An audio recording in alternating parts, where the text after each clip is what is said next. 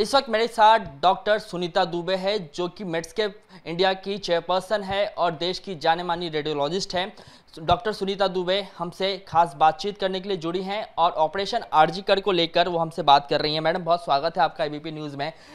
जिस तरीके से एबीपी न्यूज़ ने ऑपरेशन आरजीकर किया है, कई जो हैं वो खुलासे हुए हैं और इसको लेकर पूरे देश भर में जो है वो चर्चा है। कई जो खुलासे हैं वो संदीप घोष को लेकर किए गए हैं, जो पूर्व प्रिंसिपल रहे हैं, और उनके लिए कहा गया है कि उनका एक नेक्सस था और वो डॉक्टरों को जो है वो टीचरों को डरा के रखते थे, प्रोफेसर्स को डरा के रखते थे, और ये भी कहा गया है कि वो जो है कई तरीके की अवैध व्यापार भी करते थे। क्या कुछ कहेंगे ऑपरेशन आरजीकर को लेकर? ये तो पूरे देश को आज जिस तरह से जिस दौर से गुजरना पड़ रहा है, जो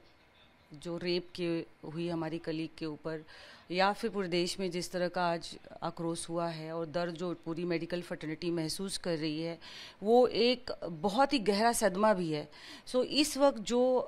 मैं एबीपी न्यूज़ को सराहनीय काम करने के लिए धन्यवाद दूंगी, क्योंकि पूरे देश में हमारे मेडिकल फर्टिलिटी में यही कियोस है कि हुआ क्या हमारे डॉक्टर के साथ, किस तरह से उनकी हत्या हुई या रेप हुई या क्या हुआ ऐसा, ताकि आगे उस तरह की कोई घटना हमारी फर्टर्निटी के साथ न हो। वही हमारा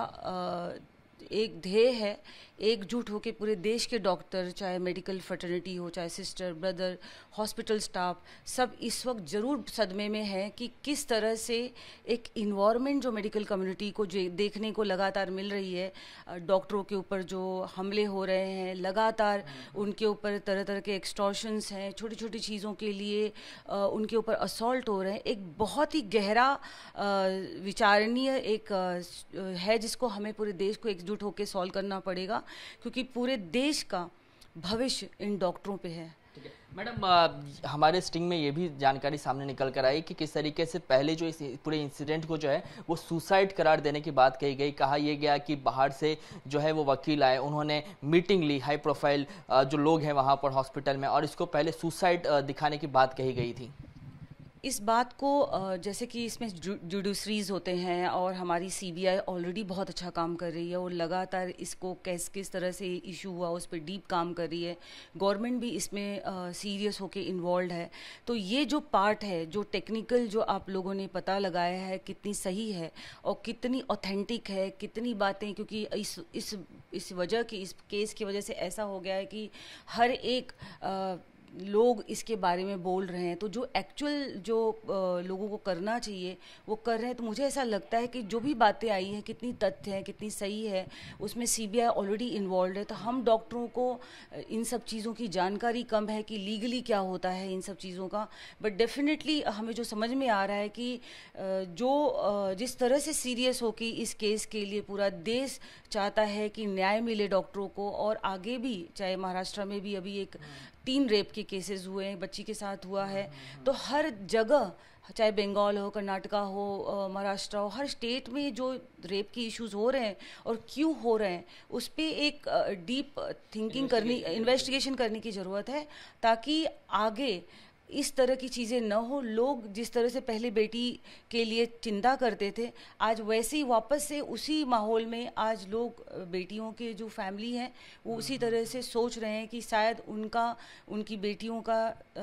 भविष्य यहाँ सुरक्षित नहीं है। ठीक है मैडम, डॉक्टरों को जो है वो भगवान का दूसरा रूप कहा गया है, लेकिन अगर इस तरीके के जो वारदात हैं वो लगातार होते रहेंगे तो कहीं ना कहीं डॉक्टरों की सेफ्टी को लेकर भी जो है कई सारे जो सवाल हैं वो खड़े होते हैं। तो क्या डॉक्टर फर्टिनिटी, आप लोग किसी एक ऐसे कानून की मांग कर रहे हैं क्या कि जो केंद्रीय स्तर पर आए और जिससे डॉक्टरों की सुरक्षा सुरक्षित हो?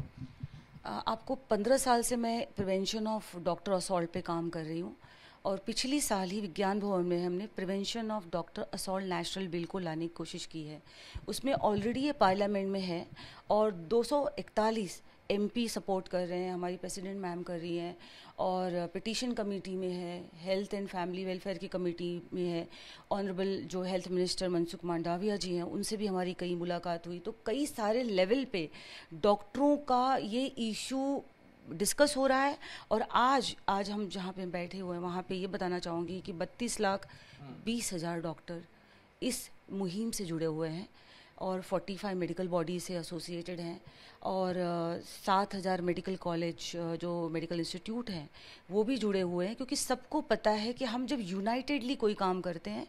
उसका इम्पैक्ट बहुत होता है। और जब हम इस रिज़ल्ट पे, कि बहुत सारी चीज़ें हुई, ऐसा नहीं गवर्नमेंट नहीं काम करी, उन्होंने न्याय संहिता में कई सारे प्रोविज़न लाने की कोशिश की है, तो हम चाहते हैं कि एक ऐसा सिस्टम आए तो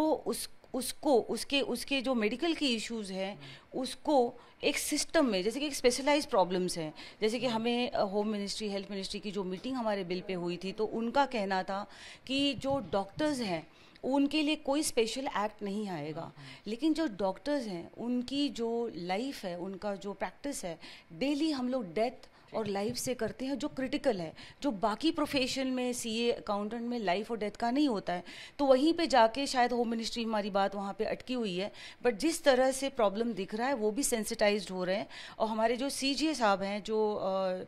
जो हमारे चीफ जस्टिस हैं, उन्होंने जो टास्क फोर्स मेडिकल के लिए किया है वो एक पहल है गवर्नमेंट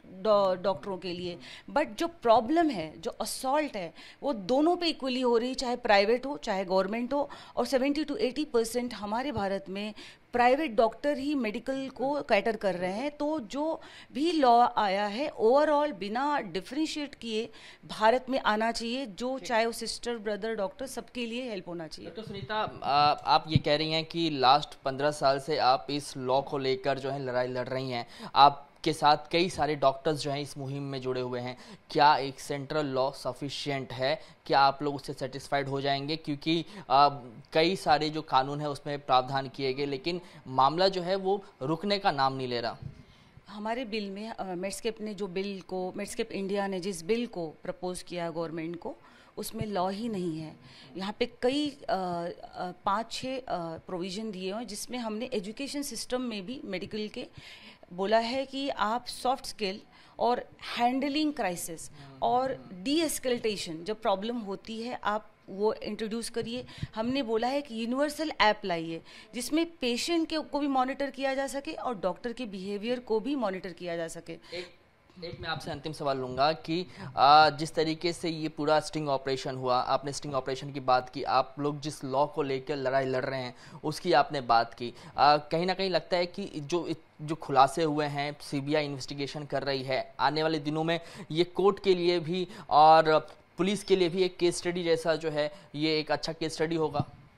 डेफिनेटली ये अभी जो रेप का ही मर्डर जो है डॉक्टरों के ऊपर, नागपुर में भी एक डेथ हुआ था, मर्डर हुआ था हमारे डॉक्टर के ऊपर, कर्नाटका में भी हुआ, बेंगलोर में हुआ, हर स्टेट में अगर जी इस तरह की केस जब आती है तो जो जैसे जिसका कहना कि ये रैकेट चलाते थे, तो हमें लगता है कि कहीं ना कहीं हमारी मोरल डाउन हुई है। तो मोरल पे और माइंड सेट पे और कोड ऑफ कंडक्ट जो गवर्नमेंट को लाना चाहिए जिसमें बिहेवियर हो, क्योंकि जिस तरह से चाहे आज भारत के जो डॉक्टर्स हैं और जिस तरह से मेडिकल की स्टडी है, आई एम टॉकिंग कि हर एक सब्जेक्ट की बात कर रहे हैं, बहुत ही सीरियस हार्ड वर्किंग एक पढ़ाई है और आज मेडस्केप से हर एक ब्रांच जुटा हुआ। तो मुझे ऐसा मानना है कि जो हमारी जो लैक है, जो हमारी सिस्टम, हमारे सोशल सिस्टम में जो लैक है, उसके ऊपर ओवरऑल काम करने की ज़रूरत है ताकि इस तरह के हादसे न हो सके, चाहे वो डॉक्टर हो या हमारे देश की कोई भी बच्ची हो। थैंक यू मैम हमसे बात करने के लिए। तो ये डॉक्टर सुनीता दुबे थी जिनको आप सुन रहे थे। इनका साफ तौर पे कहना है कि एक लंबी लड़ाई जो है हम लोग लड़ रहे हैं और इस लड़ाई में एबीपी न्यूज़ ने जो स्टिंग ऑपरेशन किया है वो बेहद ही सराहनीय है और आने वाले दिनों में जब सीबीआई इसकी इंक्वायरी कर रही है तो ये सीबीआई के लिए या कोर्ट के लिए भी एक अच्छी केस स्टडी साबित हो सकती है। कैमरामैन आसिफ खान के साथ Krishna Thakur, ABP news, Mumbai. For exclusive and insightful videos, subscribe to our new channel ABP Live Premium.